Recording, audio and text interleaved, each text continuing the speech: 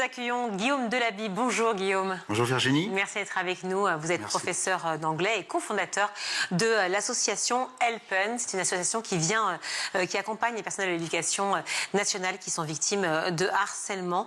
Vous pouvez nous raconter votre histoire avant tout, Guillaume, parce que je pense qu'elle est vraiment tout à fait liée à cette notion de harcèlement, en tout cas d'aide dont vous avez besoin. Alors très brièvement, j'étais donc professeur depuis 2005.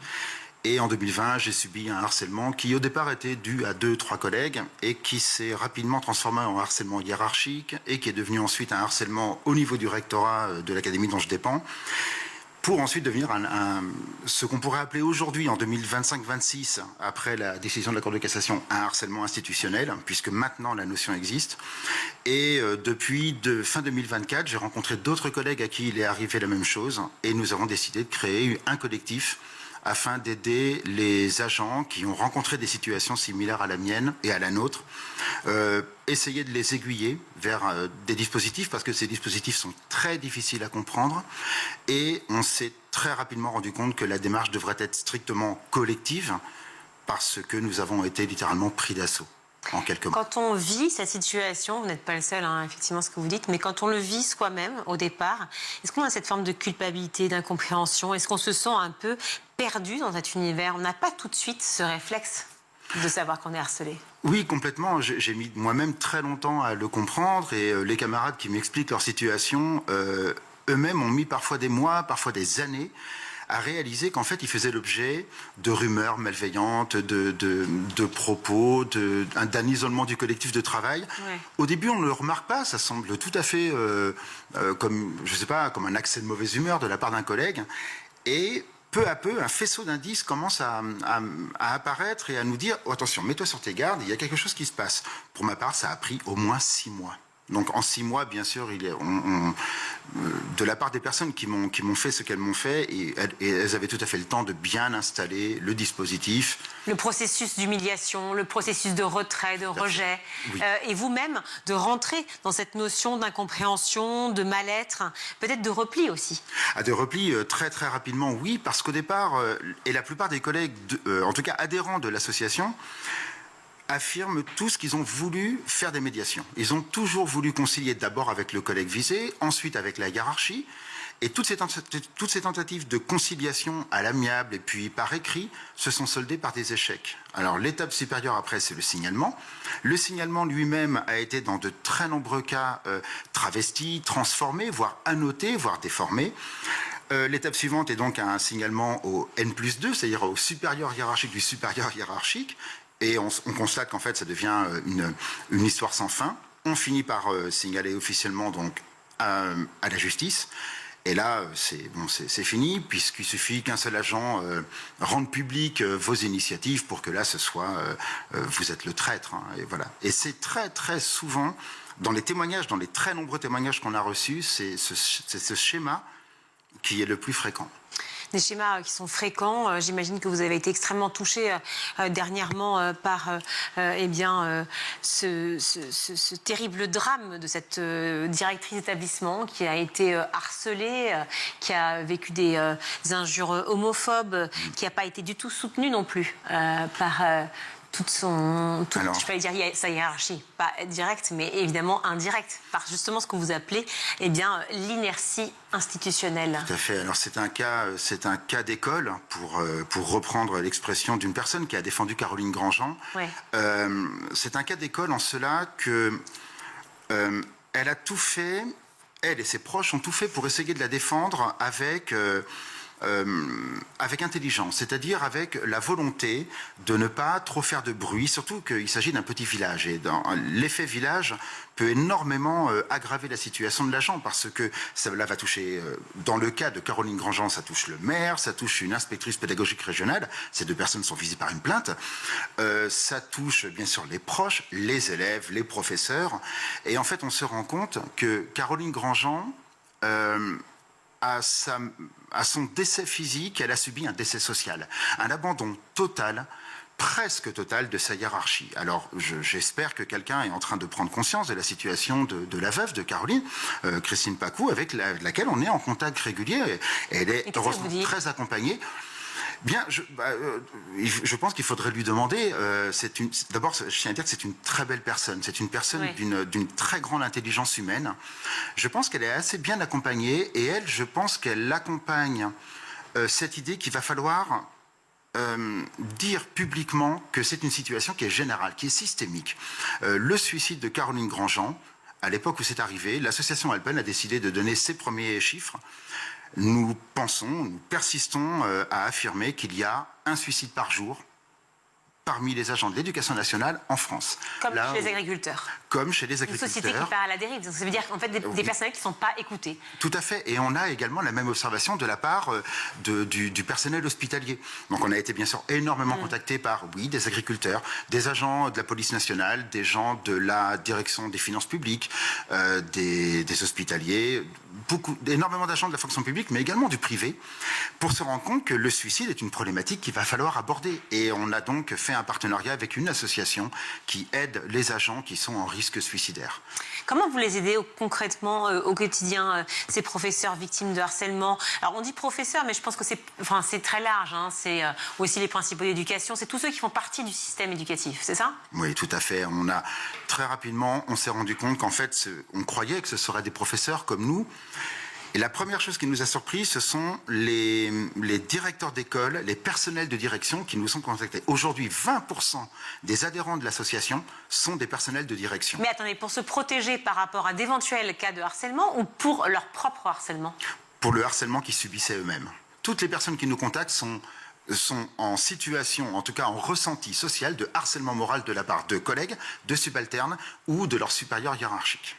On aurait pu imaginer quand même des personnes qui sont à la direction effectivement d'établissement, qui se sentent non pas dans la toute-puissance, certainement pas, et jamais je dirais ce mot-là, évidemment, mais en revanche quand même installées, pas dans une situation de harcèlement. Comment on peut imaginer ça pour ceux qui nous regardent, qui nous écoutent? Comment on peut imaginer s'installer une situation de harcèlement par rapport à un chef d'établissement? C'est une excellente question. Et je pense, en fait, j'ai mis beaucoup de temps à le comprendre, et c'est en m'entretenant avec de nombreux chefs d'établissement, on réalise que leur devoir, un devoir individuel de loyauté, est encore plus fort que celui des autres agents. Les professeurs ont un devoir de loyauté qui est quasiment, c'est dans leur chaîne. Ce n'est pas un devoir qui est contraint. C'est leur devoir moral. C'est une éthique professionnelle. Et les directeurs d'école et les personnels de direction ont encore plus cette notion de devoir de loyauté. Et donc, ils sont plus prompts à subir des agissements harcelants parce qu'ils seront moins prompts à se défendre publiquement, à se défendre avec, même quand ça devient nécessaire, avec véhémence.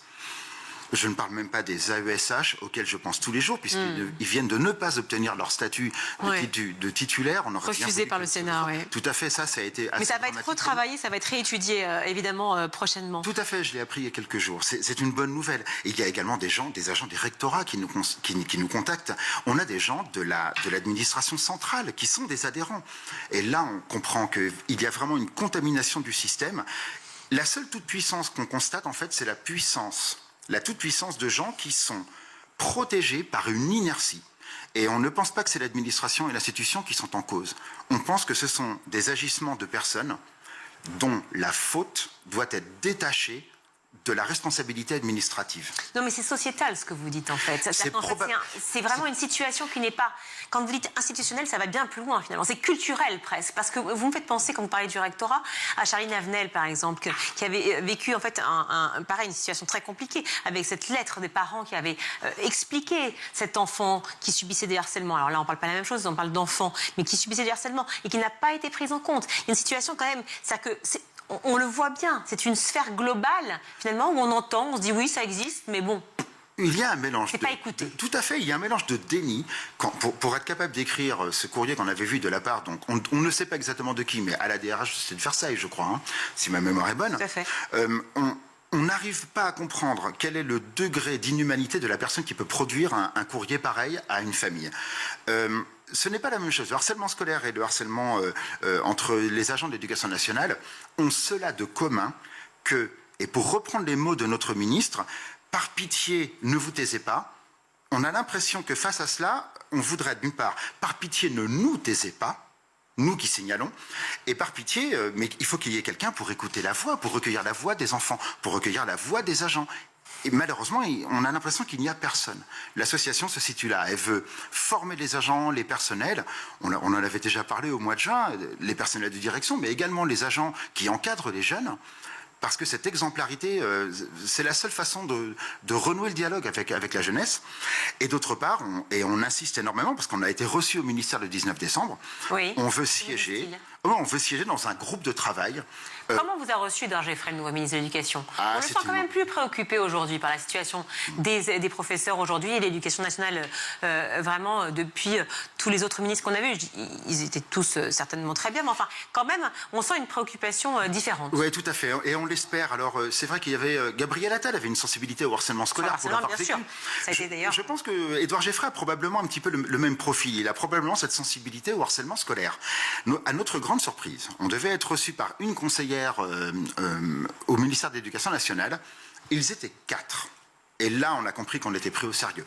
La direction des affaires juridiques, la direction générale des ressources humaines, celle qui est censée traiter les cas individuels, malheureusement, il y a de l'inertie, et 2 conseillères spéciales de M. Geoffrey. Et là, on s'est dit, ah, ça y est, pour la première fois, on va pouvoir poser nos propositions. Ils les ont entendues. On attend encore 3 semaines avant qu'ils nous répondent. Réforme nationale du registre de signalement. Oui. On leur a même dit chiffre, parce que nous, on en a fait un qui tourne, qui a déjà 2000 signalements. La formation des agents, oui. Et surtout ce groupe de travail avec des représentants du ministère, des experts en psychopathologie, parce que comme vous le dites, ça dépasse largement la problématique de l'éducation, ça concerne le monde du travail dans son ensemble. Les associations, et on pense qu'aujourd'hui nous sommes légitimes parce que nous sommes d'intérêt général et nous avons pas loin de 1000 adhérents, bien sûr. Et puis des médecins du travail. Ah, oups. Vous avez parlé dans ce rendez-vous, Guillaume, justement de ces 4 aspects, notamment juridiques et humains. Lorsque vous soutenez ces professeurs, ces encadrants aussi de l'éducation nationale qui viennent chez Helpen, c'est ça que vous leur proposez aussi, un soutien juridique, une aide humaine? Alors, on a de plus en plus de mal à assurer cette aide humaine compte tenu des milliers de dossiers qu'on reçoit, parce que maintenant ça se compte en milliers et en centaines d'adhérents. Alors, on a créé un dispositif intranet de signalement, c'est ce qu'on a présenté au ministère de l'Éducation nationale, un dispositif national de signalement d'agissements harcelants, qui d'ailleurs peut servir dans une procédure judiciaire. Et nous avons également développé de très nombreuses ressources par rapport aux 3 principaux sujets. Comment remplir ce signalement? Comment se protéger de façon juridique? Et c'est un des interlocuteurs que nous avions au ministère qui a bien pris acte de ce que nous lui avons proposé. Et également tout ce qui est l'aspect de la maladie, ce qu'on appelle le congé imputable au service. Et là, on a eu une écoute tout à fait attentive des conseillers de Monsieur le ministre, parce qu'on a bien insisté sur le fait que cela détruit des vies, cela détruit des familles, cela a un impact psychologique énorme, mais au-delà de cela, et encore plus grave pour l'institution, cela perturbe le service public. Donc cela perturbe des élèves, des écoles, des familles. L'impact est incalculable et on a même chiffré cet impact. On leur a dit... À combien? Plusieurs milliards. Plusieurs milliards. On Ça a veut donc dire que cette inertie institutionnelle que vous dénoncez aujourd'hui, du harcèlement entre personnels de l'éducation nationale qui sont donc victimes eux-mêmes, les agresseurs aussi qu'il faut aussi aider, parce qu'il ne faut pas les abandonner non plus eux-mêmes. Quelle est réellement la situation aujourd'hui d'impact? Alors c'est évidemment en 30 secondes, mais ça veut dire quoi concrètement? Si vous avez beau aider aujourd'hui, être là, être présent, si ça ne bouge pas au niveau des institutions, au niveau du gouvernement, si ça ne bouge pas, nous allons informer donc les agents qu'ils ont des droits. On va lancer des procédures un petit peu partout. Et ça va être extrêmement coûteux, ça va être extrêmement long, ça va perturber le service public. Donc notre stratégie va être différente. On va informer l'Assemblée nationale, on va contacter des députés et on les contacte depuis 6 mois. On a également certains d'entre eux qui nous suivent, qui nous répondent et qui nous aident, afin de lancer une commission d'enquête parlementaire pour identifier cette inaction institutionnelle, voire même ce harcèlement institutionnel. Nous avons des dossiers qui contiennent des noms. Nous allons mentionner ces noms.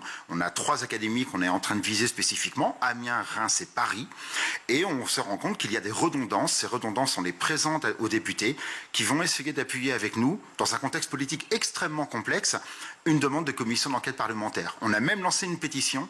Et là où on ne comprend pas, c'est que personne ne veut relayer cette pétition, ni syndicat, ni personne d'autre. Là, on a du mal à comprendre. Aujourd'hui, ici, dans le Grand JT. Et bien, exactement. Et c'est pour ça qu'on veut vraiment remercier School TV et l'importance qu'ont les médias dans cette prise de conscience collective. Guillaume Delaby, merci. Merci beaucoup. Tout de suite, on va retrouver le meilleur de School TV avec le ZAP.